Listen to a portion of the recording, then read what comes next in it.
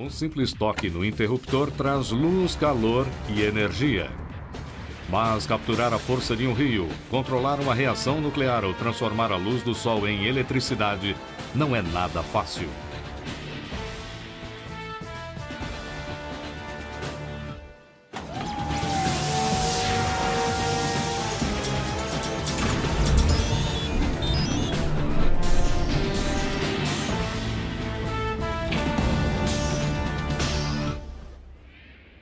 A eletricidade nos torna mestres de nosso ambiente, mas muitos de nós não a consideramos assim. Sem ela, teríamos uma noção de como era a vida há mais de 150 anos, antes da energia transformar nossa sociedade e nossas vidas. Na metade do século XIX, um dia de trabalho era exatamente assim. O trabalho durava enquanto houvesse a luz do sol. O serviço era árduo e manual, na maioria das vezes sem ajuda de máquinas. A chegada da noite significava toque de recolher, longe dos perigos da escuridão penetrante. Nos próximos 150 anos, viveríamos em um mundo que nos dominaria e que se transformaria nisto. Um ambiente eletrificado que supre todas as nossas necessidades. Controlamos nosso clima, processamos informação e cuidamos da saúde com a energia que cruza centenas de quilômetros em redes de transmissão interligadas que percorrem todo o país. A corrente elétrica, o fluxo de elétrons carregados, influencia o modo como vivemos, ainda que a maioria de nós entenda pouco sobre seu funcionamento. Em 600 a.C., os gregos foram os primeiros a descobrir que a eletricidade estática podia ser gerada através do atrito do âmbar. Mas foi no século XVIII que Benjamin Franklin formulou a teoria de que a corrente elétrica poderia ser composta por partículas. Aproveitando esse fluxo de elétrons, inventores e donos de indústrias mais de um século depois criaram a base para o que se tornaria o colosso da geração de eletricidade, a usina de energia moderna. Pode ser uma fornalha que, após iniciada, consome uma quantidade imensa de carvão sem interrupção por anos. Ou uma usina nuclear, impropriamente localizada à beira do Oceano Pacífico. Uma usina que sozinha produz 20% da energia do sul da Califórnia. Ou então algo simples assim. Uma casa que gera mais energia do que consome e devolve o excedente à rede elétrica para uso público. Um novo modelo para o futuro das usinas de energia. Mas seja qual for o aspecto das usinas modernas, as bases de seu projeto e a integração na vida comercial e doméstica foram moldados há mais de 100 anos em um conflito entre dois gigantes da indústria e da invenção, Thomas Edison e George Westinghouse. O resultado da competição entre esses dois homens ditou a forma como a eletricidade seria gerada e transmitida. Mas a primeira batalha foi para levar iluminação às cidades dos Estados Unidos. Os primeiros sistemas de iluminação a gás das casas podiam ser perigosos. Não tinham válvula de fechamento, então, se a lâmpada saísse, o gás continuava se acumulando na casa, o que resultava em explosões. Em 1879, Thomas Edison inventou a primeira lâmpada incandescente para comercialização, com um filamento de alta resistência que brilhava quando aquecido por uma corrente baixa. Em seguida, projetou um sistema de distribuição completo de luz e energia. Em 4 de setembro de 1882, após atrasos e gastos excedentes, Edison abriu a primeira concessionária de energia, a Pearl Street Station, no coração do centro financeiro de Manhattan. Edison sabia que seu produto seria caro e que precisava atingir muitos clientes. Edison colocou a Pearl Street Station em Nova York, em 1882, para demonstrar que a tecnologia elétrica podia ser usada em larga escala. Não para apenas um consumidor, como grandes mansões e fábricas antigas, mas muitos consumidores. A escolha em usar tecnologia de corrente contínua na Pearl Street limitou o alcance de sua usina. A maior desvantagem em usar corrente contínua, como nas usinas na época, era que não se podia transmitir energia para muito longe sem perder uma grande quantidade da corrente. Então, precisava de uma usina de energia a cada 1,5 km por toda a cidade. O principal concorrente de Edison, George Westinghouse, previu que o futuro da eletricidade seria a transmissão em longa distância. Westinghouse colocou sua empresa, Westinghouse Electric, para trabalhar no aperfeiçoamento de um sistema de corrente alternada que corre em ondas reversas que se propagam mais facilmente e com menos resistência nos fios de transmissão. O lado bom da corrente alternada é que podemos gerar energia em alta voltagem e depois diminuir para qualquer voltagem necessária. Então, podemos baixar até uma voltagem muito pequena, como a que alguém precisaria na iluminação de uma casa. Ou diminuir até uma voltagem um pouco mais alta que é utilizada em empresas ou indústrias. George Westinghouse adquiriu várias patentes importantes de correntes alternadas de Nikola Tesla, um inventor sérvio. Westinghouse reconheceu a genialidade de Tesla e trouxe o inventor para Pittsburgh para trabalhar com ele. Juntos formularam os componentes necessários para o sucesso da corrente alternada. Em 1887, George Westinghouse inventou uma medida para a corrente alternada. Ele imaginava que se fosse disponibilizar a corrente alternada comercialmente, teria que ter uma maneira de mensurar o que seria vendido aos clientes. A busca incessante de Westinghouse pela tecnologia de corrente alternada o colocou em conflito com Edison. Foi uma batalha de gigantes da tecnologia e da indústria. Thomas Edison contra George Westinghouse. Foi chamada de Batalha das Correntes. E foi essencial para que a tecnologia vencedora dominasse a indústria em um futuro que estava próximo. Com tanta coisa em jogo, não foi surpresa que a Batalha das Correntes tivesse um lado amargo. Edison convenceu as autoridades de Nova York a usarem o produto de seu concorrente, a corrente alternada, para executar homens condenados na prisão de Sing Sing. Eu acho que o golpe mais baixo tenha sido quando estavam procurando uma palavra para descrever isso. Hoje dizemos que uma pessoa é eletrocutada, mas na época não tinham uma definição. Thomas Edison sugeriu que usassem a palavra Westinghouseada, que o condenado fosse Westinghouseado, e obviamente isso incomodou muito George Westinghouse. Mas Westinghouse se concentrou nas indústrias e deixou os gracejos da opinião pública para o seu adversário. Em 1893, haveria uma grande feira mundial em Chicago e estavam reunindo propostas para iluminar a feira à noite, já que não havia outro evento em nenhum lugar do mundo com iluminação noturna. Westinghouse pediu $500 mil, metade do valor exigido por Edison, e conseguiu o contrato. Ele aproveitou a oportunidade para promover seu produto. Ele instalou uma usina de energia de corrente alternada completa que ficou exposta para todos verem. Tinha um quadro de distribuição de corrente alternada, o Westinghouse gigante, e o mais impressionante era que havia somente um operador. Um operador podia controlar todo o equipamento elétrico na Feira Mundial de 1893. 67 milhões de americanos e estrangeiros visitaram a Feira Mundial de Chicago de 1893. Tesla e Westinghouse queriam sair da feira com a boa ideia de quem ganharia a Batalha das Correntes. Tanto George Westinghouse quanto Nikola Tesla perceberam que era uma oportunidade de exibir o potencial da corrente alternada. Eles tinham um grande letreiro escrito Energia, que à noite recebia a corrente elétrica e pequenos raios de luz iluminavam a palavra. Após o grande sucesso, Westinghouse estava preparado para seu maior desafio, competir com Edison pelo direito de construir a maior usina de energia no mundo. George Westinghouse fez a primeira quadra de tênis iluminada em sua casa. Tinha 1.500 lâmpadas e sua própria usina de energia. As Cataratas do Niágara. Há centenas de anos, o homem sabe que a força de uma queda d'água pode ser convertida em energia mecânica, a energia para mover moinhos. Mas, por volta de 1880, houve uma discussão sobre se as quedas deveriam ser aproveitadas com essa tecnologia antiga ou transformada em eletricidade e transmitida às indústrias e pessoas que precisavam de energia. Se olhar para as cataratas do Niágara e seu potencial para gerar energia, era óbvio para muitos homens inteligentes naquela época que havia uma quantidade de energia tremenda nas águas das cataratas do Niágara. Se pudesse ser aproveitada, faria muito pela indústria.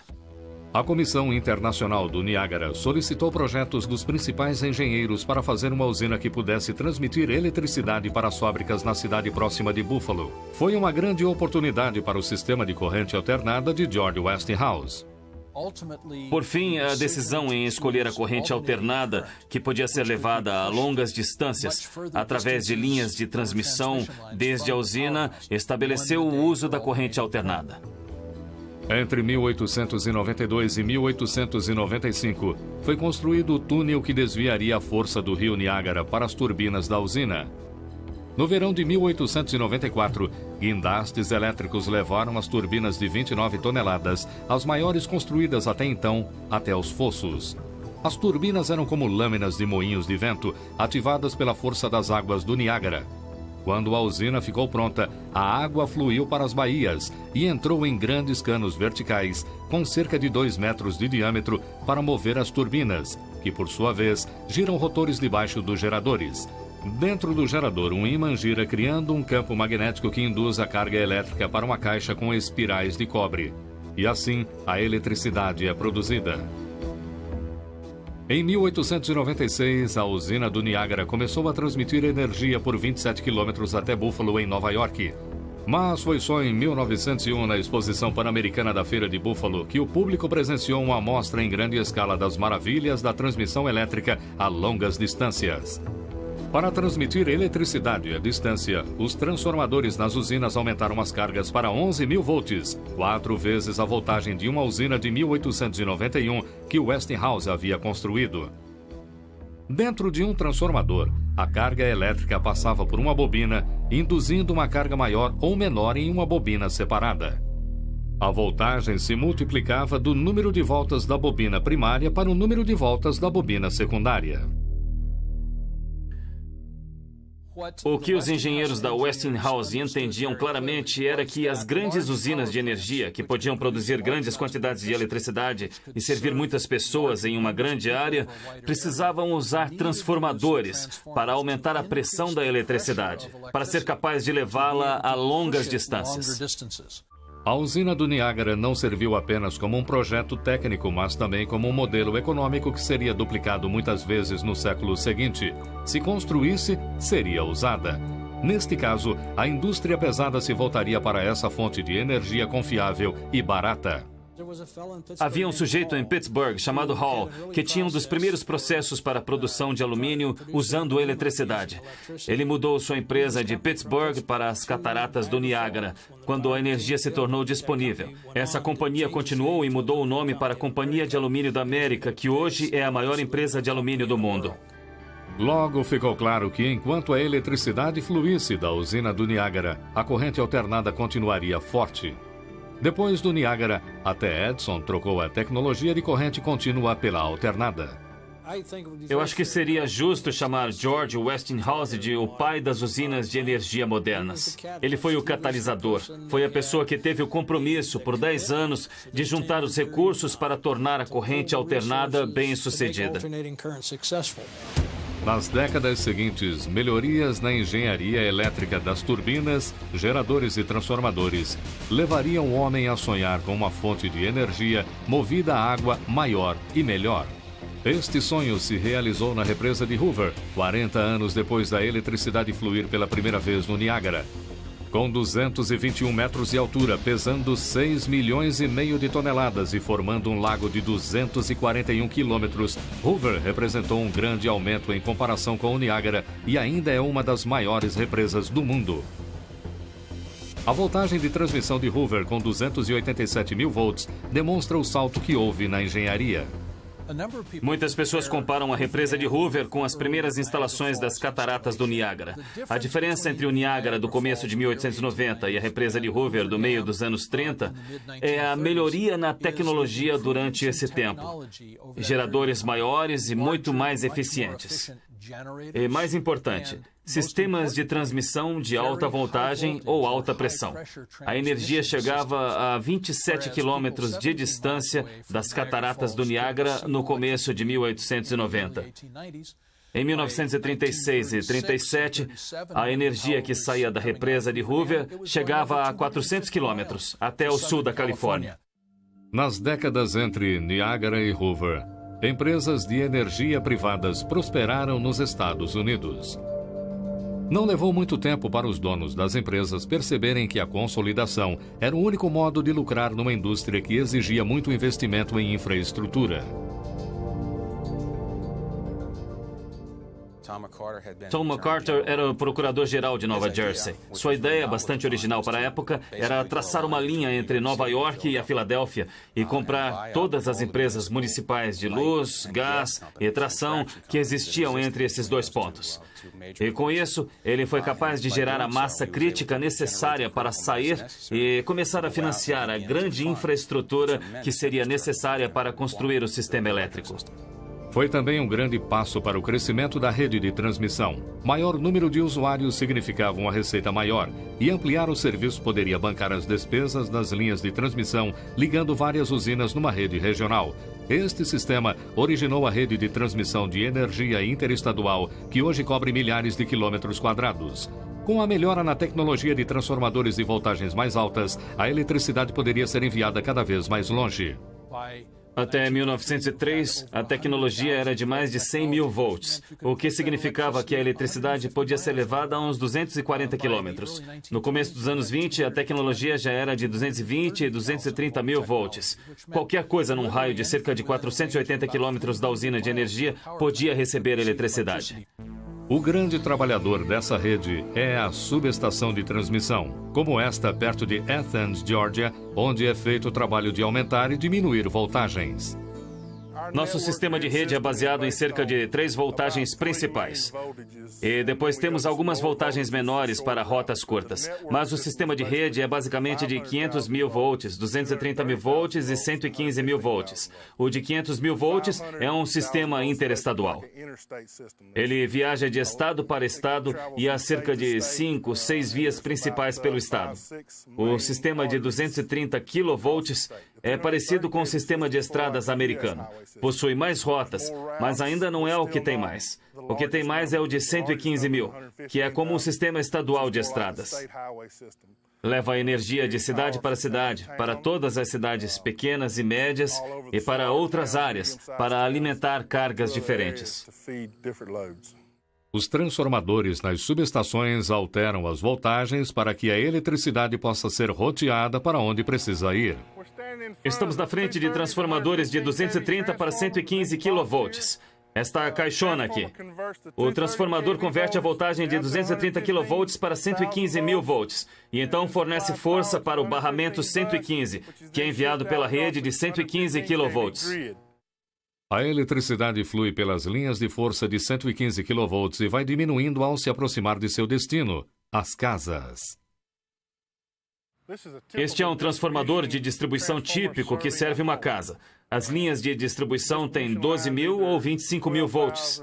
Elas diminuem para 120 a 240 volts para alimentar uma casa, para o uso de televisões, luzes, eletrodomésticos de uso diário. Esse tipo de uso diário constitui a principal demanda por energia deste século, conforme o consumismo e o desejo de conforto crescem. Para atender às necessidades elétricas da sociedade, o serviço público construiu as usinas necessárias.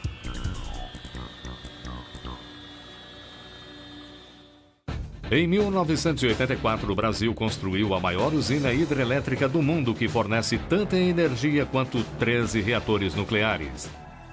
Em 2.000 acres, no condado de Barstow, na Geórgia, fica a segunda maior usina de carvão dos Estados Unidos, a usina Bowen. Dirigida e operada pela Georgia Power, suas instalações produzem em 15 segundos toda a eletricidade que uma casa usa em um ano. Com exceção das hidrelétricas em estados ricos em água, a maioria da eletricidade dos Estados Unidos é gerada por usinas de carvão. Em seu apogeu, o carvão era tão abundante quanto as preocupações ambientais eram escassas. Os investimentos eram grandes e as usinas de carvão ficaram maiores e mais eficientes. As usinas de energia foram de pequenas indústrias artesanais para usinas de energia gigantescas. Elas pegavam o ciclo do vapor e tiravam cada grama de energia possível, fazendo isso de um modo eficiente. Basicamente, o modo de gerar eletricidade era pegar a água e, no ciclo mais simples, apenas fervê-la e criar vapor. E depois o vapor era pressurizado com a quantidade de calor necessária e colocado numa turbina. A turbina é um ventilador simples que, com o vapor em alta pressão, gira e move um gerador. Mas este ciclo de vapor gerava desperdício. Era preciso 5 quilos de carvão para produzir a energia necessária para deixar uma lâmpada de 100 watts acesa por 1 hora. É uma quantidade significante de carvão. Hoje, com as mudanças tecnológicas, somos capazes de diminuir e usamos menos de 1 quilo de carvão para produzir a mesma quantidade de energia. Foi preciso uma combinação de disciplinas para se aumentar essa eficiência. Engenheiros das usinas ajudaram a melhorar o processo, aumentando a eficiência térmica, descobrindo como usar o carvão de um modo mais eficiente. Metalúrgicos trabalharam nos canos para aumentar as temperaturas. O pessoal dos alimentadores se esforçou para produzir quantidades enormes de pressão. Tudo isso para fornecer energia a uma população em crescimento e indústrias que precisavam de mais força. Os engenheiros chamaram essa demanda de carga, e essa carga mudava de acordo com a estação e a hora do dia. A carga é a demanda elétrica de nosso sistema. Se você ligar uma lâmpada, isto gera uma carga para nosso sistema. Gera uma demanda para o uso da eletricidade. O uso de energia sobe drasticamente durante o dia, especialmente hoje em dia com o ar-condicionado. Então temos uma carga baixa às 8 da manhã. Ela cresce bastante no período da manhã. Depois, por volta das 3 da tarde, o ar-condicionado de todos fica no máximo. A indústria trabalha pesado e esse é o pico máximo de carga.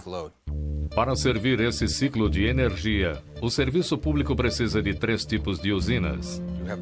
Temos a carga base, que é uma carga de 24 horas. E essa usina funciona o tempo todo.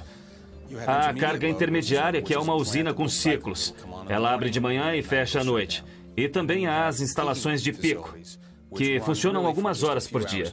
E precisa de 3 tipos diferentes de máquinas para cuidar dessas cargas. A usina Bowen é o que chamamos de usina de energia de carga base. Ela opera com grande economia e funciona muito bem todos os dias, 24 horas por dia. São necessários 4 carregamentos de trem de 9.000 toneladas de carvão sulfúrico que chegam de Kentucky todos os dias para suprir a usina. O carvão é pulverizado até a consistência de talco, antes de ser soprado nas grelhas para ser queimado e aquecer a água. É transformado em vapor, que tem uma temperatura de 540 graus e uma pressão de 245 quilos por centímetro quadrado. Esse vapor é levado a uma turbina. Ele gira uma turbina. A turbina é presa a um gerador. A turbina e o gerador giram a 3.600 rotações por minuto. Isso gera a eletricidade que colocamos nas linhas de transmissão. Após fazer seu trabalho na turbina, o vapor entra no condensador, onde fluem mais de 36.000 tubos de cobre contendo água do rio Etowah, que fica próximo. A água do rio absorve o calor, condensando o vapor de volta à água para ser reutilizado na grelha. A água quente no rio é então esfriada em torres de esfriamento de 120 metros. Cada torre esfria mais de 1 milhão de litros de água por minuto. Não é uma surpresa que não haja mais comunidades capazes de abrigar uma usina na escala de Bowen com suas torres gigantes de 300 metros. Por isso, empresas de serviço como a Georgia Power desenvolveram instalações de pico com números menores em termos de uso da terra e de impacto ambiental. Usinas com turbinas de combustão, como a usina Dahlberg, no nordeste da Geórgia, queima gás natural ou petróleo ao invés de carvão em um motor a jato turbinado. O motor com turbinas a gás usa ar quente e não vapor para produzir energia. O combustível se mistura ao ar, é queimado e os gases expandidos movem a turbina. Quando a turbina gira, o processo é similar ao das usinas de ciclo de vapor. A tecnologia para este tipo de unidade, com a turbina a combustão, é bem parecida ao que você vê num motor a jato. O motor a jato tem um compressor, traz o ar para dentro, o queima e produz a energia que é usada na propulsão. Esta é uma máquina maior fazendo a mesma coisa. É como um motor a jato, só que poderoso. As 8 unidades da usina Dahlberg juntas produzem cerca de 600 megawatts de energia, menos que a potência de apenas uma unidade da usina Bowen. Como resultado, as turbinas são usadas apenas para produzir eletricidade complementar quando necessário. É usada para fornecer energia nos períodos do dia de maior demanda. Hoje, o mercado da energia e a pressão da sociedade por energia mais segura e limpa criaram uma demanda por usinas menores, que ficam bem distribuídas na paisagem. Isso está mudando a forma de uma indústria cujo lema sempre fora quanto maior, melhor. Construídas nos anos seguintes à Grande Depressão, as grandes usinas produziam mais energia. Mas nos anos 30 e 40, fazendas não tinham como usar essa energia.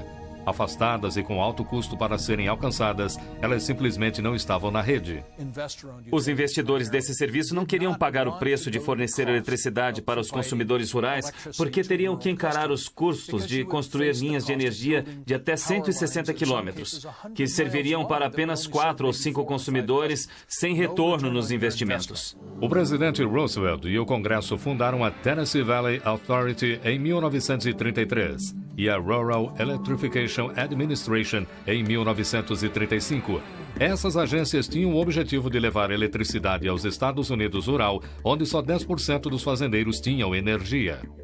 A Tennessee Valley Authority começou como um esforço de engenheiros do Exército para controlar enchentes, mas foi rapidamente usado como um modo de encontrar novas fontes de geração hidrelétrica nos rios da área. No total, foram construídas 42 represas para o sistema e um projeto de energia hidrelétrica massivo foi lançado, que alcançou uma capacidade total de 4 milhões de quilowatts nos anos 70.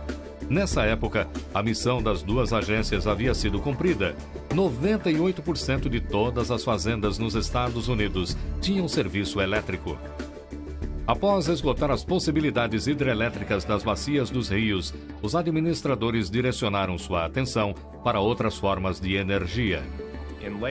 Nos últimos anos, a Tennessee Valley Authority abandonou a base hidrelétrica e, na verdade, foi pioneira no aumento de algumas tecnologias movidas a carvão vistas hoje.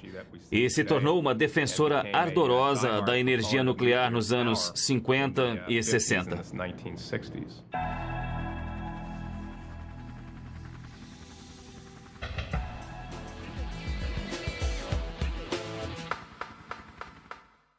Os Estados Unidos possuem 5% da população mundial, porém consomem 25% do suprimento de energia.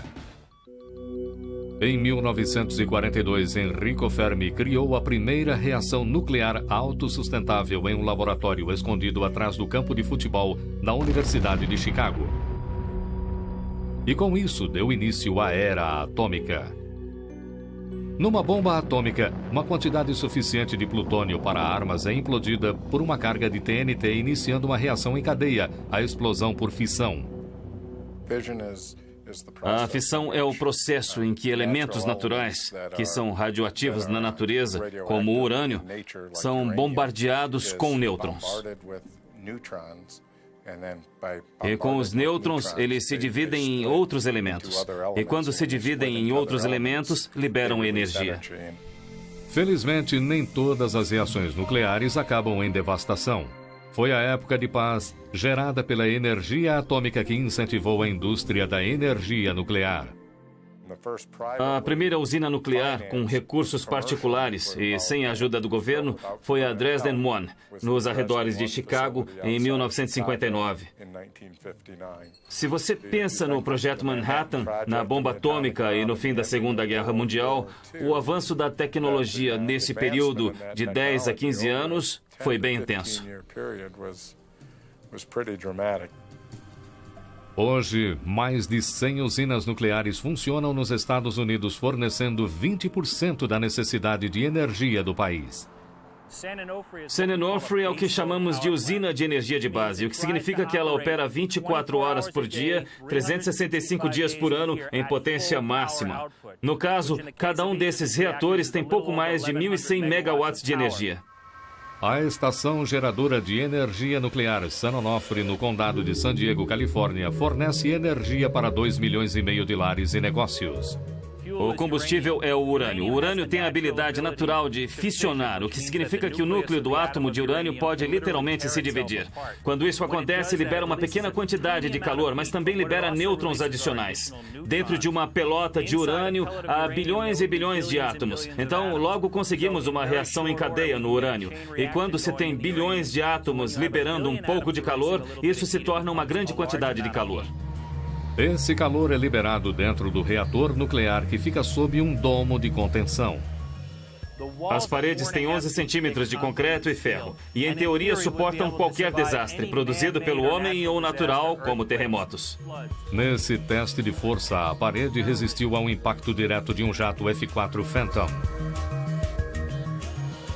O reator e seu sistema de circulação são preenchidos com água, o que submerge o núcleo do combustível. Se você colocar um termômetro no núcleo, no próprio centro de abastecimento, ficaria em mais de 320 graus. Como a água circula pelo urânio quente, a água fica quente, sai pelo outro lado e entra em dois dispositivos grandes, os geradores de vapor. O vapor movimenta a turbina mecânica, fazendo-a girar a 1.800 rotações por minuto. Isso torna um gerador elétrico. E os elétrons são direcionados para os fios, fazendo a eletricidade gerar energia para abastecer lares e negócios. As turbinas e os geradores, juntos, pesam 800 toneladas. O equivalente a 800 carros compactos. Mas, apesar dessa grande dimensão, efetuam um processo básico. Quando a água radioativa dos reatores flui para os geradores de vapor num sistema fechado, ela aquece a água limpa num segundo sistema fechado antes de retornar ao reator. O vapor limpo movimenta a turbina e é então esfriado pela água do oceano antes de retornar ao gerador de vapor, onde novamente é transformada em vapor. Aqui atrás de mim está o Oceano Pacífico e cerca de 975 metros além da praia temos um cano de 4 metros de diâmetro que fica no oceano. E quando ligamos a bomba da água, puxamos cerca de 1,6 milhões de litros de água por minuto. As bombas são movidas por motores de 4.000 cavalos, o equivalente a 6 carros de corrida NASCAR em velocidade máxima. Cada bombeada é capaz de secar uma piscina olímpica em 15 segundos. Se por alguma razão os engenheiros precisarem parar uma reação nuclear, podem fazer isso inserindo um conjunto de alavancas no centro. As alavancas absorvem os nêutrons da divisão dos átomos, que movem a reação em cadeia, paralisando-a. Mas o aspecto surpreendente dessa usina é que até um limite alto funciona sem parar. Ela pode funcionar por 2 anos sem precisar de abastecimento em potência total. A unidade número 2 de San Onofre já operou por cerca de 530 dias consecutivos. Se fosse uma usina de gás natural, de petróleo ou de carvão, precisaria de abastecimento constante de combustível trazido por trens ou dutos. Do lado de fora, transformadores aumentam 22.000 volts de eletricidade para 220.000 volts, direcionando essa carga para transmissão em todo o sul da Califórnia. Apesar de a energia nuclear ser uma tecnologia relativamente nova e aparentemente bem-sucedida, ainda tem que se recuperar de um acidente em Harrisburg, na Pensilvânia. O evento mais significante que já aconteceu na indústria de energia nuclear americana, do ponto de vista da segurança, foi o acidente da ilha de 3 Mile, em 1979. Lá havia um reator novo em folha, com operadores recém-contratados. Às 4 da manhã, por causa da combinação de erro humano e projeto mecânico, o âmago dos reatores, o urânio, ficou descoberto por várias horas. Sem nenhuma água para manter o urânio frio, o urânio se aqueceu demais e se fundiu. Provas sugerem que os prejuízos por causa do acidente foram baixos, mas a reação pública foi imensa. Desde então, nenhuma usina foi construída. Mas muitos defensores da energia nuclear prevêem que a indústria vai voltar à cena. Haverá um renascimento da energia nuclear. A questão não é se vai acontecer, mas quando. E os defensores sugerem que a questão de que tipo de lixo queremos no meio ambiente pode ser o argumento mais convincente da energia nuclear. A energia nuclear nos Estados Unidos fornece cerca de 20% da eletricidade em todo o país. Essa quantidade provavelmente surpreenderia muita gente. Esses 20% evitam a emissão de cerca de 177 milhões de toneladas métricas de gases estufa, que seriam emitidos na atmosfera se esses 20% de energia nuclear fossem substituídos por carvão ou petróleo. Eu diria que nos próximos 10 ou 20 anos, veremos a porcentagem de energia nuclear subir, porque esse é um bom modo de lidar com a questão do aquecimento global. E não há nenhum lixo sólido, além do lixo radioativo, que temos que lidar. Mas eu sinto que descobriremos um jeito de lidar com o problema. Talvez. Mas as 3.000 toneladas de combustível usado que a indústria produz a cada ano não têm um lar permanente e são armazenadas nas usinas nucleares que o produzem.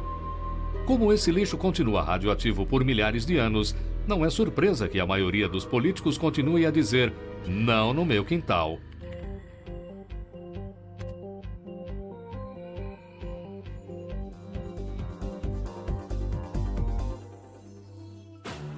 Todas as substâncias naturais contêm material radioativo. De fato, a cerveja contém 13 vezes mais radioatividade que a água de esfriamento liberada de uma usina de energia nuclear.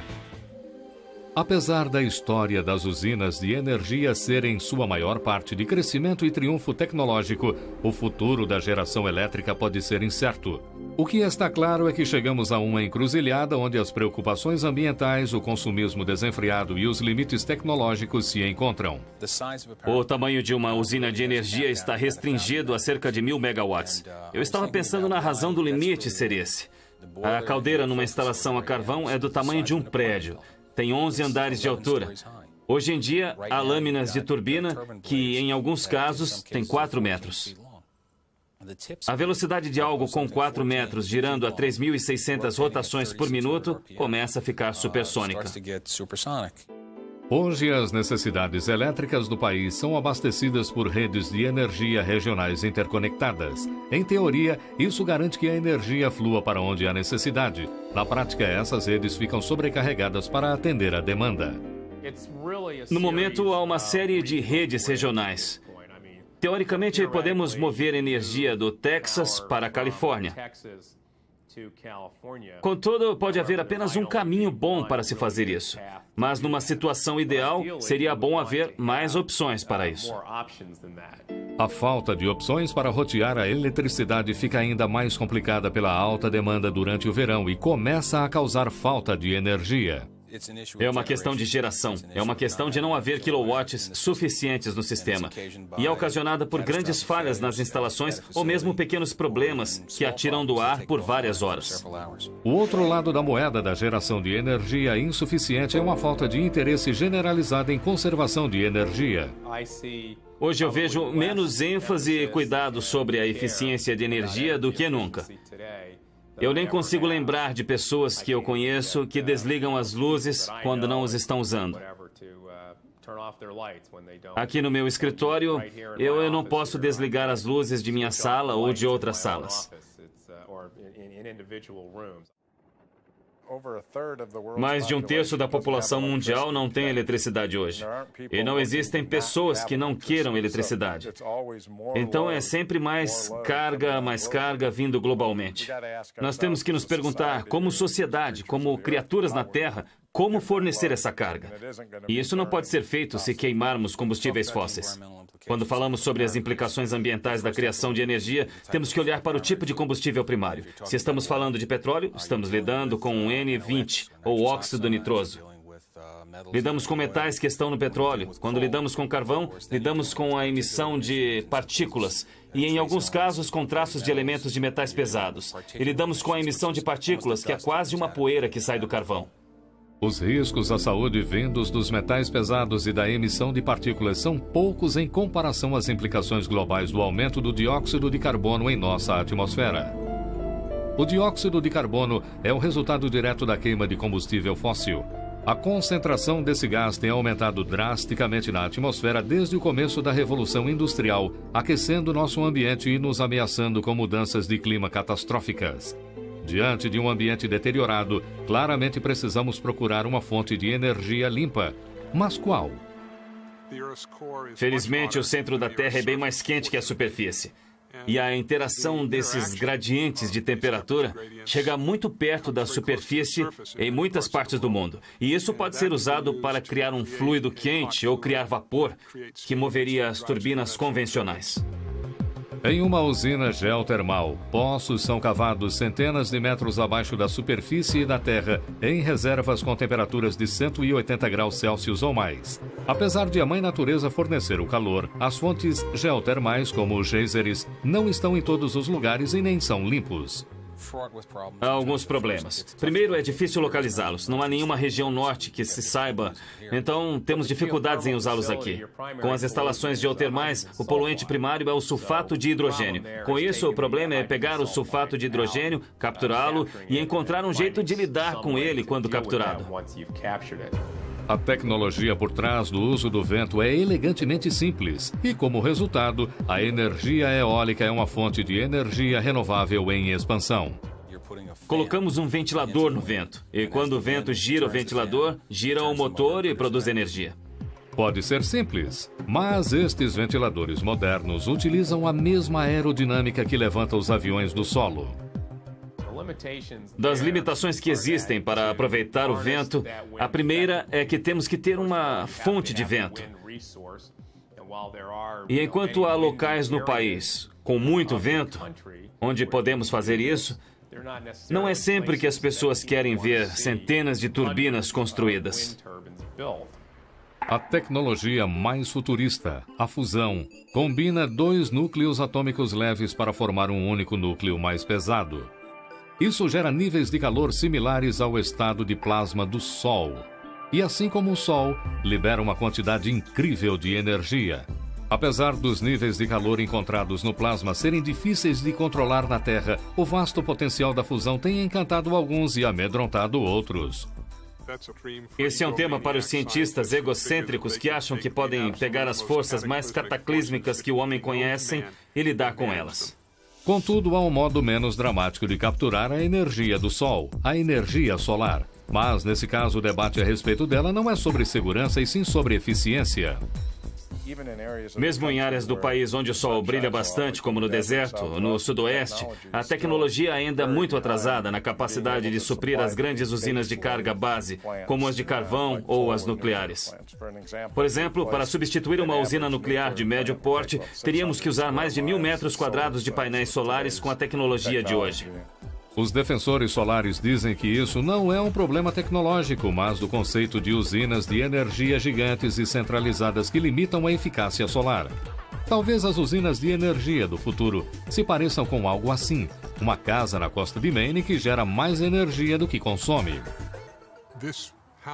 Essa casa incorpora energia solar termal para o aquecimento da casa e da água, e eletricidade solar para os produtos elétricos. Os painéis são integrados para formar a cobertura do telhado ao sul. E a casa funciona em termos de aquecimento. A água quente e a necessidade de energia elétrica com a energia recebida sobre o telhado. A casa faz mais do que se sustentar. Ela contribui com a necessidade de energia da comunidade. E seu dono, William Lord, tem muito orgulho desse fato. Produzimos nossa própria água quente e nossa eletricidade. Na verdade, geramos mais eletricidade do que usamos. Então, o processo de se encaixar no meio ambiente é contínuo em nosso caso e não é prejudicial. A energia solar não causa apenas um sucesso ambiental, mas também econômico. Temos 2 medidores na casa. Um mede o excesso de energia que exportamos para a companhia de energia e o outro mede o quanto de energia usamos da companhia de energia. E no Maine há algo chamado de medição de rede anual. E o resultado é que basicamente não pagamos pela eletricidade anualmente. Quando construímos nossa casa solar, não percebemos que estávamos criando um evento. E ainda funcionamos como um lugar onde as pessoas podem aprender sobre a energia solar. Recebemos muitos visitantes. Além disso, temos o website. O site Maine Solar House recebe mais de 1 milhão de visitas por ano. Esse mês eu vou ver uma casa no porto de Kennebunk, aqui perto. Até o ex-presidente dos Estados Unidos, George Bush, tem painéis solares termais no telhado. Eu acho que é uma grande esperança para todos, porque claramente é o melhor modo de produzir energia. Afinal, a energia solar não polui. A conversão direta de energia solar em eletricidade, com suas taxas, é o método mais benigno para o meio ambiente de se fazer eletricidade. Isso, associado com outras medidas de conversão, como a conversão de energia eólica e a energia hidrelétrica, podem ser combinadas para gradualmente substituir os sistemas convencionais e construir uma economia de energia duradoura, baseada no renovável. Não é uma questão de acontecer ou não, mas quando. Versão brasileira, etc. Filmes, São Paulo.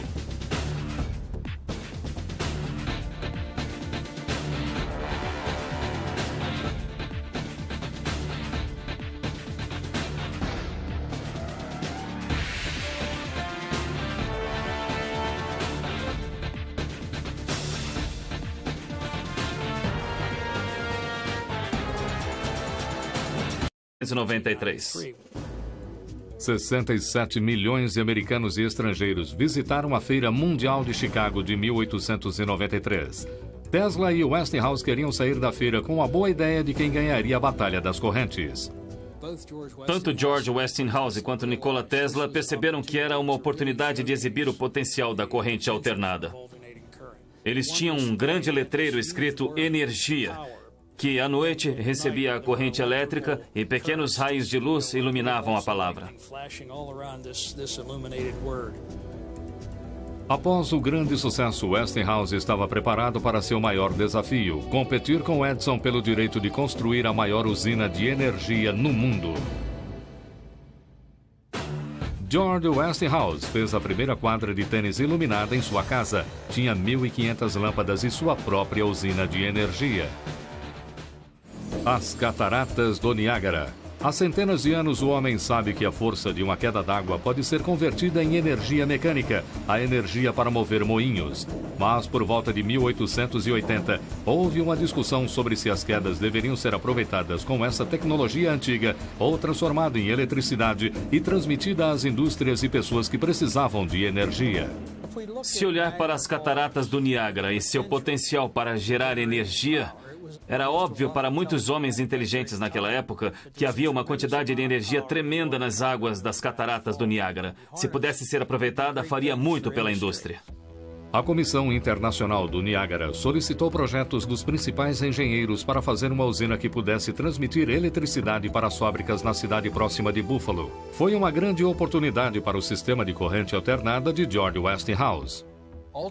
Por fim, a decisão em escolher a corrente alternada, que podia ser levada a longas distâncias, através de linhas de transmissão desde a usina, estabeleceu o uso da corrente alternada. Entre 1892 e 1895, foi construído o túnel que desviaria a força do rio Niágara para as turbinas da usina. No verão de 1894, guindastes elétricos levaram as turbinas de 29 toneladas, as maiores construídas até então, até os fossos. As turbinas eram como lâminas de moinhos de vento, ativadas pela força das águas do Niágara. Quando a usina ficou pronta, a água fluiu para as baías e entrou em grandes canos verticais, com cerca de 2 metros de diâmetro, para mover as turbinas, que por sua vez giram rotores debaixo dos geradores. Dentro do gerador, um ímã gira criando um campo magnético que induz a carga elétrica para uma caixa com espirais de cobre. E assim, a eletricidade é produzida. Em 1896, a usina do Niágara começou a transmitir energia por 27 quilômetros até Buffalo, em Nova York. Mas foi só em 1901, na Exposição Pan-Americana da Feira de Buffalo, que o público presenciou uma amostra em grande escala das maravilhas da transmissão elétrica a longas distâncias. Para transmitir eletricidade à distância, os transformadores nas usinas aumentaram as cargas para 11.000 volts, 4 vezes a voltagem de uma usina de 1891 que Westinghouse havia construído. Dentro de um transformador, a carga elétrica passava por uma bobina, induzindo uma carga maior ou menor em uma bobina separada. A voltagem se multiplicava do número de voltas da bobina primária para o número de voltas da bobina secundária. O que os engenheiros da Westinghouse entendiam claramente era que as grandes usinas de energia, que podiam produzir grandes quantidades de eletricidade e servir muitas pessoas em uma grande área, precisavam usar transformadores para aumentar a pressão da eletricidade, para ser capaz de levá-la a longas distâncias. A usina do Niágara não serviu apenas como um projeto técnico, mas também como um modelo econômico que seria duplicado muitas vezes no século seguinte. Se construísse, seria usada. Neste caso, a indústria pesada se voltaria para essa fonte de energia confiável e barata. Havia um sujeito em Pittsburgh chamado Hall, que tinha um dos primeiros processos para a produção de alumínio usando eletricidade. Ele mudou sua empresa de Pittsburgh para as cataratas do Niágara, quando a energia se tornou disponível. Essa companhia continuou e mudou o nome para a Companhia de Alumínio da América, que hoje é a maior empresa de alumínio do mundo. Logo ficou claro que enquanto a eletricidade fluísse da usina do Niágara, a corrente alternada continuaria forte. Depois do Niágara, até Edison trocou a tecnologia de corrente contínua pela alternada. Eu acho que seria justo chamar George Westinghouse de o pai das usinas de energia modernas. Ele foi o catalisador, foi a pessoa que teve o compromisso por 10 anos de juntar os recursos para tornar a corrente alternada bem-sucedida. Nas décadas seguintes, melhorias na engenharia elétrica das turbinas, geradores e transformadores levariam o homem a sonhar com uma fonte de energia movida a água maior e melhor. Este sonho se realizou na represa de Hoover, 40 anos depois da eletricidade fluir pela primeira vez no Niágara. Com 221 metros de altura, pesando 6,5 milhões de toneladas e formando um lago de 241 quilômetros, Hoover representou um grande aumento em comparação com o Niágara e ainda é uma das maiores represas do mundo. A voltagem de transmissão de Hoover com 287 mil volts demonstra o salto que houve na engenharia. Muitas pessoas comparam a represa de Hoover com as primeiras instalações das cataratas do Niágara. A diferença entre o Niágara do começo de 1890 e a represa de Hoover do meio dos anos 30 é a melhoria na tecnologia durante esse tempo. Geradores maiores e muito mais eficientes. E mais importante, sistemas de transmissão de alta voltagem ou alta pressão. A energia chegava a 27 quilômetros de distância das cataratas do Niágara no começo de 1890. Em 1936 e 37, a energia que saía da represa de Hoover chegava a 400 quilômetros, até o sul da Califórnia. Nas décadas entre Niágara e Hoover, empresas de energia privadas prosperaram nos Estados Unidos. Não levou muito tempo para os donos das empresas perceberem que a consolidação era o único modo de lucrar numa indústria que exigia muito investimento em infraestrutura. Tom McCarter era o procurador-geral de Nova Jersey. Sua ideia, bastante original para a época, era traçar uma linha entre Nova York e a Filadélfia e comprar todas as empresas municipais de luz, gás e tração que existiam entre esses dois pontos. E com isso, ele foi capaz de gerar a massa crítica necessária para sair e começar a financiar a grande infraestrutura que seria necessária para construir o sistema elétrico. Foi também um grande passo para o crescimento da rede de transmissão. Maior número de usuários significava uma receita maior, e ampliar o serviço poderia bancar as despesas das linhas de transmissão, ligando várias usinas numa rede regional. Este sistema originou a rede de transmissão de energia interestadual, que hoje cobre milhares de quilômetros quadrados. Com a melhora na tecnologia de transformadores de voltagens mais altas, a eletricidade poderia ser enviada cada vez mais longe. Até 1903, a tecnologia era de mais de 100 mil volts, o que significava que a eletricidade podia ser levada a uns 240 quilômetros. No começo dos anos 20, o ar para dentro o queima e produz a energia que é usada na propulsão. Esta é uma máquina maior fazendo a mesma coisa. É como um motor a jato, só que poderoso. As 8 unidades da usina Dalbert juntas produzem cerca de 600 megawatts de energia, menos que a potência de apenas uma unidade da usina Bowen. Como resultado, as turbinas são usadas apenas para produzir eletricidade complementar quando necessário. É usada para fornecer energia nos períodos do dia de maior demanda. Hoje, o mercado da energia e a pressão da sociedade por energia mais segura e limpa criaram uma demanda por usinas menores, que ficam bem distribuídas na paisagem. Isso está mudando a forma de uma indústria cujo lema sempre fora quanto maior, melhor. Construídas nos anos seguintes à Grande Depressão, as grandes usinas produziam mais energia. Mas nos anos 30 e 40, fazendas não tinham como usar essa energia. Afastadas e com alto custo para serem alcançadas, elas simplesmente não estavam na rede. Os investidores desse serviço não queriam pagar o preço de fornecer eletricidade para os consumidores rurais, porque teriam que encarar os custos de construir linhas de energia de até 160 quilômetros, que serviriam para apenas 4 ou 5 consumidores, sem retorno nos investimentos. O presidente Roosevelt e o Congresso fundaram a Tennessee Valley Authority em 1933 e a Rural Electrification Administration em 1935. Essas agências tinham o objetivo de levar eletricidade aos Estados Unidos rural, onde só 10% dos fazendeiros tinham energia. A Tennessee Valley Authority começou como um esforço de engenheiros do Exército para controlar enchentes, mas foi rapidamente usado como um modo de encontrar novas fontes de geração hidrelétrica nos rios da área. No total, foram construídas 42 represas para o sistema e um projeto de energia hidrelétrica massivo foi lançado, que alcançou uma capacidade total de 4 milhões de quilowatts nos anos 70. Nessa época, a missão das duas agências havia sido cumprida. 98% de todas as fazendas nos Estados Unidos tinham serviço elétrico. Após esgotar as possibilidades hidrelétricas das bacias dos rios, os administradores direcionaram sua atenção para outras formas de energia. Nos últimos anos, a Tennessee Valley Authority abandonou a base hidrelétrica e, na verdade, foi pioneira no aumento de algumas tecnologias movidas a carvão vistas hoje. E se tornou uma defensora ardorosa da energia nuclear nos anos 50 e 60.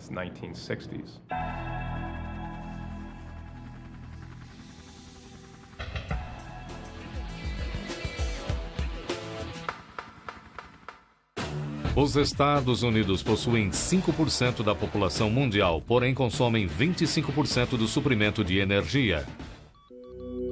Em 1942, Enrico Fermi criou a primeira reação nuclear autossustentável em um laboratório escondido atrás do campo de futebol na Universidade de Chicago. E com isso deu início à era atômica. Numa bomba atômica, uma quantidade suficiente de plutônio para armas é implodida por uma carga de TNT, iniciando uma reação em cadeia, a explosão por fissão. A fissão é o processo em que elementos naturais, que são radioativos na natureza, como o urânio, são bombardeados com nêutrons. E com os nêutrons, eles se dividem em outros elementos. E quando se dividem em outros elementos, liberam energia. Felizmente, nem todas as reações nucleares acabam em devastação. Foi a época de paz gerada pela energia atômica que incentivou a indústria da energia nuclear. A primeira usina nuclear com recursos particulares e sem a ajuda do governo foi a Dresden 1, nos arredores de Chicago, em 1959. Se você pensa no Projeto Manhattan, na bomba atômica e no fim da Segunda Guerra Mundial, o avanço da tecnologia nesse período de 10 a 15 anos foi bem intenso.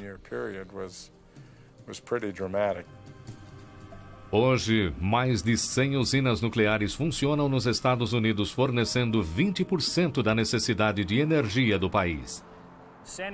San Onofre é o que chamamos de usina de energia de base, o que significa que ela opera 24 horas por dia, 365 dias por ano, em potência máxima. No caso, cada um desses reatores tem pouco mais de 1.100 megawatts de energia. A estação geradora de energia nuclear San Onofre, no condado de San Diego, Califórnia, fornece energia para 2,5 milhões de lares e negócios. O combustível é o urânio. O urânio tem a habilidade natural de fissionar, o que significa que o núcleo do átomo de urânio pode literalmente se dividir. Quando isso acontece, libera uma pequena quantidade de calor, mas também libera nêutrons adicionais. Dentro de uma pelota de urânio, há bilhões e bilhões de átomos. Então, logo conseguimos uma reação em cadeia no urânio. E quando se tem bilhões de átomos liberando um pouco de calor, isso se torna uma grande quantidade de calor. Esse calor é liberado dentro do reator nuclear que fica sob um domo de contenção. As paredes têm 11 centímetros de concreto e ferro, e em teoria suportam qualquer desastre, produzido pelo homem ou natural, como terremotos. Nesse teste de força, a parede resistiu ao impacto direto de um jato F-4 Phantom. O reator e seu sistema de circulação são preenchidos com água, o que submerge o núcleo do combustível. Se você colocar um termômetro no núcleo, no próprio centro de abastecimento, ficaria em mais de 320 graus. Como a água circula pelo urânio quente, a água fica quente, sai pelo outro lado e entra em dois dispositivos grandes, os geradores de vapor. O vapor movimenta a turbina mecânica, fazendo-a girar a 1.800 rotações por minuto. Isso torna um gerador elétrico. E os elétrons são direcionados para os fios, fazendo a eletricidade gerar energia para abastecer lares e negócios. As turbinas e os geradores, juntos, pesam 800 toneladas. O equivalente a 800 carros compactos. Mas, apesar dessa grande dimensão, efetuam um processo básico. Quando a água radioativa dos reatores flui para os geradores de vapor num sistema fechado, ela aquece a água limpa num segundo sistema fechado antes de retornar ao reator. O vapor limpo movimenta a turbina e é então esfriado pela água do oceano antes de retornar ao gerador de vapor, onde novamente é transformada em vapor. Aqui atrás de mim está o Oceano Pacífico e cerca de 975 metros além da praia temos um cano de 4 metros de diâmetro que fica no oceano. E quando ligamos a bomba da água, puxamos cerca de 1,6 milhões de litros de água por minuto. As bombas são movidas por motores de 4.000 cavalos, o equivalente a 6 carros de corrida NASCAR em velocidade máxima. Cada bombeada é capaz de secar uma piscina olímpica em 15 segundos. Se por alguma razão os engenheiros precisarem parar uma reação nuclear, podem fazer isso inserindo um conjunto de alavancas no centro. As alavancas absorvem os nêutrons da divisão dos átomos, que movem a reação em cadeia, paralisando-a. Mas o aspecto surpreendente dessa usina é que até um limite alto funciona. Um simples toque no interruptor traz luz, calor e energia. Mas capturar a força de um rio, controlar uma reação nuclear ou transformar a luz do sol em eletricidade não é nada fácil.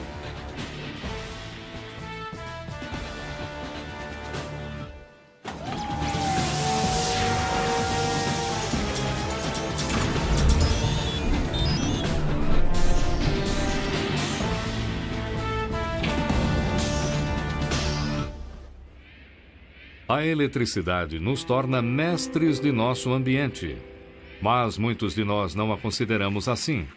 Sem ela, teríamos uma noção de como era a vida há mais de 150 anos, antes da energia transformar nossa sociedade e nossas vidas. Na metade do século XIX, um dia de trabalho era exatamente assim. O trabalho durava enquanto houvesse a luz do sol.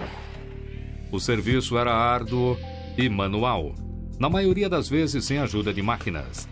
A chegada da noite significava toque de recolher, longe dos perigos da escuridão penetrante. Nos próximos 150 anos, viveríamos em um mundo que nos dominaria e que se transformaria nisto. Um ambiente eletrificado que supre todas as nossas necessidades. Controlamos nosso clima, processamos informação e cuidamos da saúde com a energia que cruza centenas de quilômetros em redes de transmissão interligadas que percorrem todo o país. A corrente elétrica, o fluxo de elétrons carregados, influencia o modo como vivemos, ainda que a maioria de nós entenda pouco sobre seu funcionamento. Em 600 a.C., os gregos foram os primeiros a descobrir que a eletricidade estática podia ser gerada através do atrito do âmbar. Mas foi no século XVIII que Benjamin Franklin formulou a teoria de que a corrente elétrica poderia ser composta por partículas. Aproveitando esse fluxo de elétrons, inventores e donos de indústrias mais de um século depois criaram uma base para o que se tornaria o colosso da geração de eletricidade, a usina de energia moderna. Pode ser uma fornalha que, após iniciada, consome uma quantidade imensa de carvão sem interrupção por anos. Ou uma usina nuclear, impropriamente localizada à beira do Oceano Pacífico. Uma usina que sozinha produz 20% da energia do sul da Califórnia. Ou então algo simples assim. uma casa que gera mais energia do que consome e devolve o excedente à rede elétrica para uso público. Um novo modelo para o futuro das usinas de energia. Mas seja qual for o aspecto das usinas modernas, as bases de seu projeto e a integração na vida comercial e doméstica foram moldados há mais de 100 anos em um conflito entre dois gigantes da indústria e da invenção, Thomas Edison e George Westinghouse.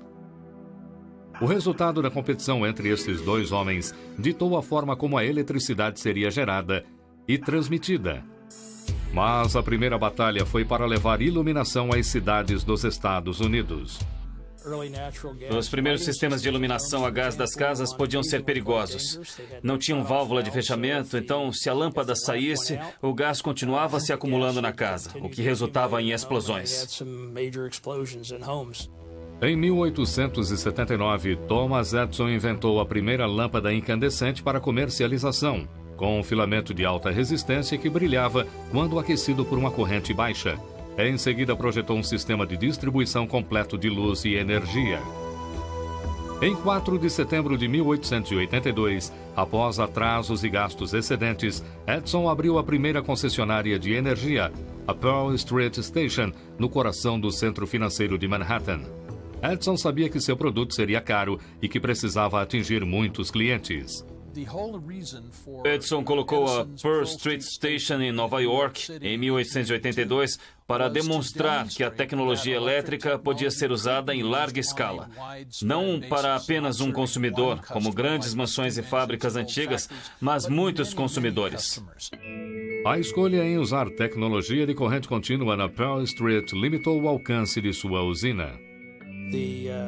A maior desvantagem em usar corrente contínua, como nas usinas na época, era que não se podia transmitir energia para muito longe sem perder uma grande quantidade da corrente. Então, precisava de uma usina de energia a cada 1,5 km por toda a cidade. O principal concorrente de Edison, George Westinghouse, previu que o futuro da eletricidade seria a transmissão em longa distância. Westinghouse colocou sua empresa, Westinghouse Electric, para trabalhar no aperfeiçoamento de um sistema de corrente alternada que corre em ondas reversas que se propagam mais facilmente e com menos resistência nos fios de transmissão. O lado bom da corrente alternada é que podemos gerar energia em alta voltagem e depois diminuir para qualquer voltagem necessária. Então, podemos baixar até uma voltagem muito pequena, como a que alguém precisaria na iluminação de uma casa. Ou diminuir até uma voltagem um pouco mais alta que é utilizada em empresas ou indústrias. George Westinghouse adquiriu várias patentes importantes de correntes alternadas de Nikola Tesla, um inventor sérvio. Westinghouse reconheceu a genialidade de Tesla e trouxe o inventor para Pittsburgh para trabalhar com ele. Juntos formularam os componentes necessários para o sucesso da corrente alternada.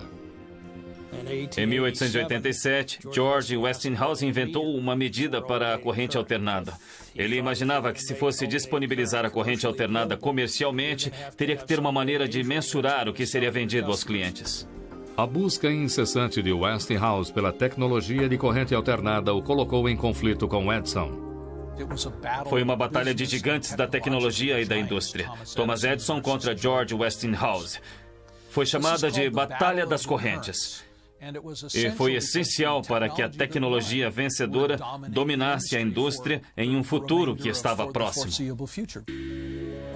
Com tanta coisa em jogo, não foi surpresa que a Batalha das Correntes tivesse um lado amargo. Edison convenceu as autoridades de Nova York a usarem o produto de seu concorrente, a corrente alternada, para executar homens condenados na prisão de Sing Sing. Eu acho que o golpe mais baixo tenha sido quando estavam procurando uma palavra para descrever isso. Hoje dizemos que uma pessoa é eletrocutada, mas na época não tinham uma definição. Thomas Edison sugeriu que usassem a palavra Westinghouseada, que o condenado fosse Westinghouseado, e obviamente isso incomodou muito George Westinghouse. Mas Westinghouse se concentrou nas indústrias e deixou os gracejos da opinião pública para o seu adversário.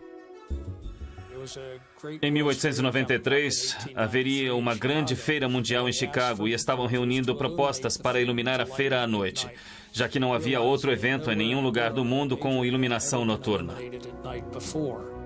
Westinghouse pediu $500 mil, metade do valor exigido por Edison, e conseguiu o contrato. Ele aproveitou a oportunidade para promover seu produto. Ele instalou uma usina de energia de corrente alternada completa que ficou exposta para todos verem. Tinha um quadro de distribuição de corrente alternada, o Westinghouse gigante, e o mais impressionante era que havia somente um operador. Um operador podia controlar todo o equipamento elétrico na Feira Mundial de 1800. Funciona sem parar. Ela pode funcionar por 2 anos sem precisar de abastecimento em potência total. A unidade número 2 de San Onofre já operou por cerca de 530 dias consecutivos. Se fosse uma usina de gás natural, de petróleo ou de carvão, precisaria de abastecimento constante de combustível trazido por trens ou dutos. Do lado de fora, transformadores aumentam 22 mil volts de eletricidade para 220 mil volts, direcionando essa carga para transmissão em todo o sul da Califórnia. Apesar de a energia nuclear ser uma tecnologia relativamente nova e aparentemente bem-sucedida, ainda tem que se recuperar de um acidente em Harrisburg, na Pensilvânia. O evento mais significante que já aconteceu na indústria de energia nuclear americana, do ponto de vista da segurança, foi o acidente da ilha de Three Mile, em 1979. Lá havia um reator novo em folha, com operadores recém-contratados. Às 4 da manhã, por causa da combinação de erro humano e projeto mecânico, o âmago dos reatores, o urânio, ficou descoberto por várias horas. Sem nenhuma água para manter o urânio frio, o urânio se aqueceu demais e se fundiu. Provas sugerem que os prejuízos por causa do acidente foram baixos, mas a reação pública foi imensa. Desde então, nenhuma usina foi construída. Mas muitos defensores da energia nuclear prevêem que a indústria vai voltar à cena. Haverá um renascimento da energia nuclear. A questão não é se vai acontecer, mas quando. E os defensores sugerem que a questão de que tipo de lixo queremos no meio ambiente pode ser o argumento mais convincente da energia nuclear. A energia nuclear nos Estados Unidos fornece cerca de 20% da eletricidade em todo o país. Essa quantidade provavelmente surpreenderia muita gente. Esses 20% evitam a emissão de cerca de 177 milhões de toneladas métricas de gases estufa, que seriam emitidos na atmosfera se esses 20% de energia nuclear fossem substituídos por carvão ou petróleo. Eu diria que nos próximos 10 ou 20 anos veremos a porcentagem de energia nuclear subir, porque esse é um bom modo de lidar com a questão do aquecimento global. E não há nenhum lixo sólido, além do lixo radioativo, que temos que lidar. Mas eu sinto que descobriremos um jeito de lidar com o problema. Talvez. Mas as 3.000 toneladas de combustível usado que a indústria produz a cada ano não têm um lar permanente e são armazenadas nas usinas nucleares que o produzem. Como esse lixo continua radioativo por milhares de anos, não é surpresa que a maioria dos políticos continue a dizer "não no meu quintal".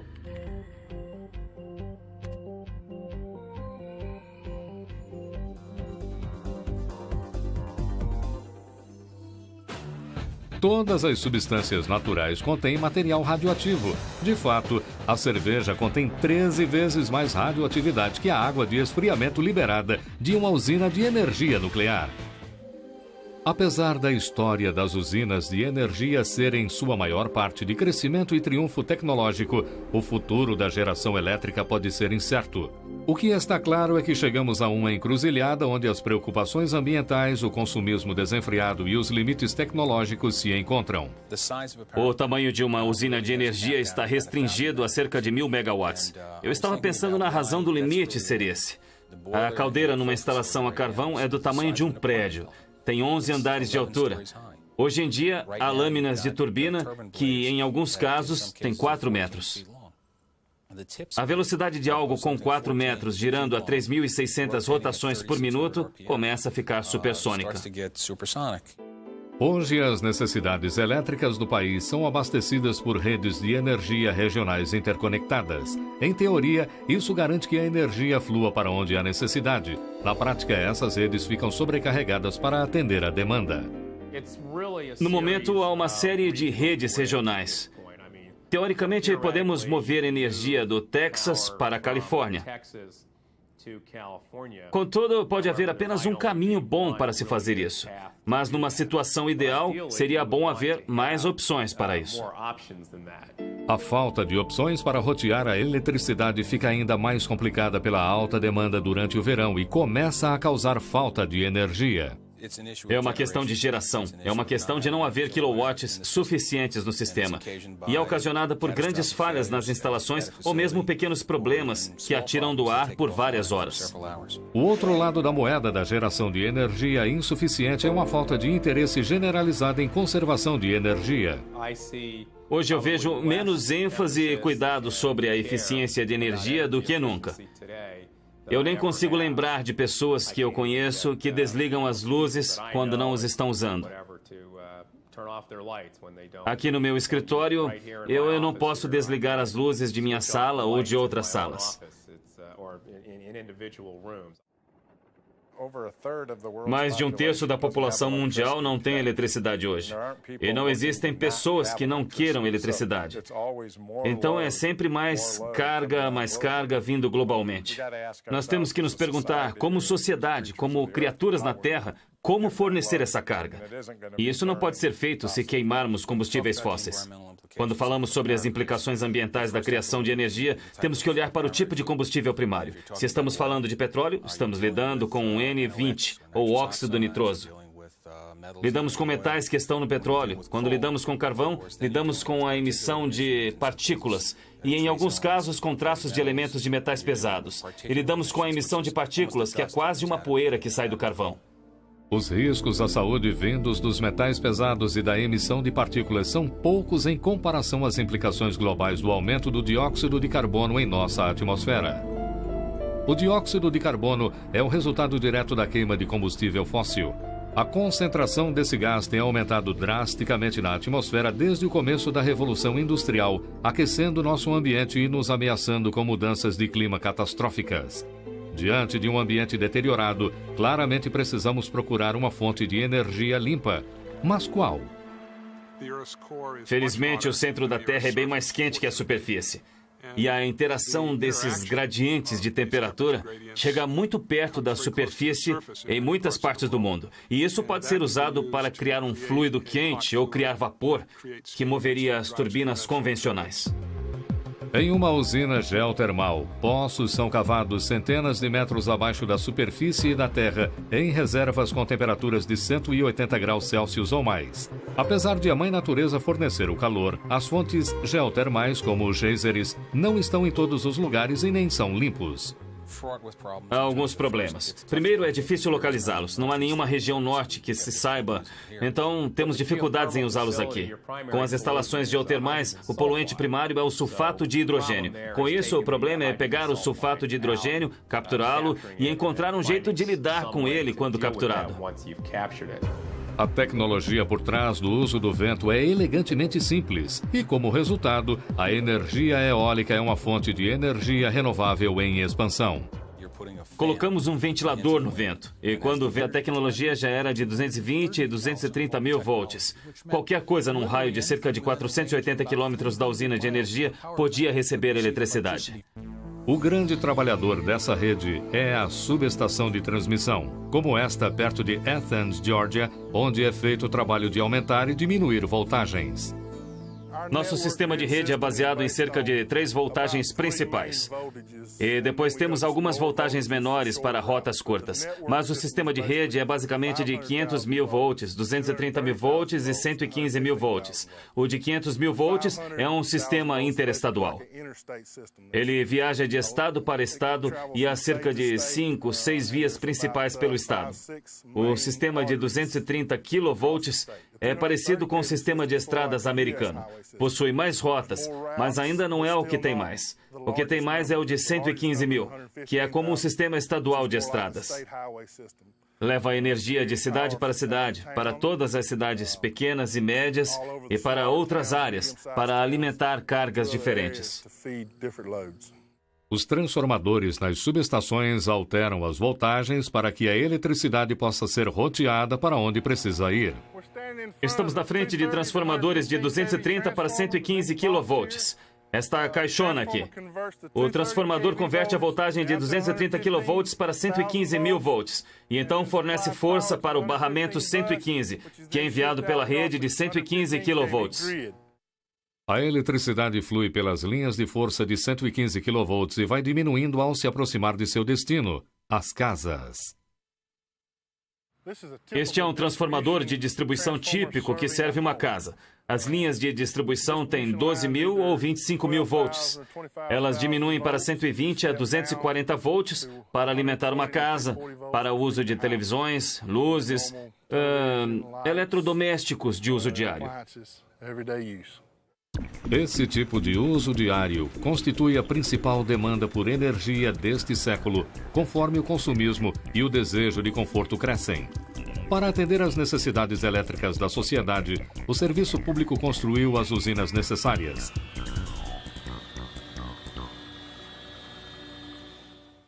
Em 1984, o Brasil construiu a maior usina hidrelétrica do mundo, que fornece tanta energia quanto 13 reatores nucleares. Em 2.000 acres, no condado de Barstow, na Geórgia, fica a segunda maior usina de carvão dos Estados Unidos, a usina Bowen. Dirigida e operada pela Georgia Power, suas instalações produzem em 15 segundos toda a eletricidade que uma casa usa em um ano. Com exceção das hidrelétricas em estados ricos em água, a maioria da eletricidade dos Estados Unidos é gerada por usinas de carvão.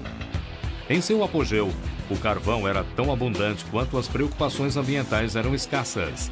Os investimentos eram grandes e as usinas de carvão ficaram maiores e mais eficientes. As usinas de energia foram de pequenas indústrias artesanais para usinas de energia gigantescas. Elas pegavam o ciclo do vapor e tiravam cada grama de energia possível, fazendo isso de um modo eficiente. Basicamente, o modo de gerar eletricidade era pegar a água e, no ciclo mais simples, apenas fervê-la e criar vapor. E depois o vapor era pressurizado com a quantidade de calor necessária e colocado numa turbina. A turbina é um ventilador simples que, com o vapor em alta pressão, gira e move um gerador. Mas este ciclo de vapor gerava desperdício. Era preciso 5 quilos de carvão para produzir a energia necessária para deixar uma lâmpada de 100 watts acesa por uma hora. É uma quantidade significante de carvão. Hoje, com as mudanças tecnológicas, somos capazes de diminuir e usamos menos de 1 quilo de carvão para produzir a mesma quantidade de energia. Foi preciso uma combinação de disciplinas para se aumentar essa eficiência.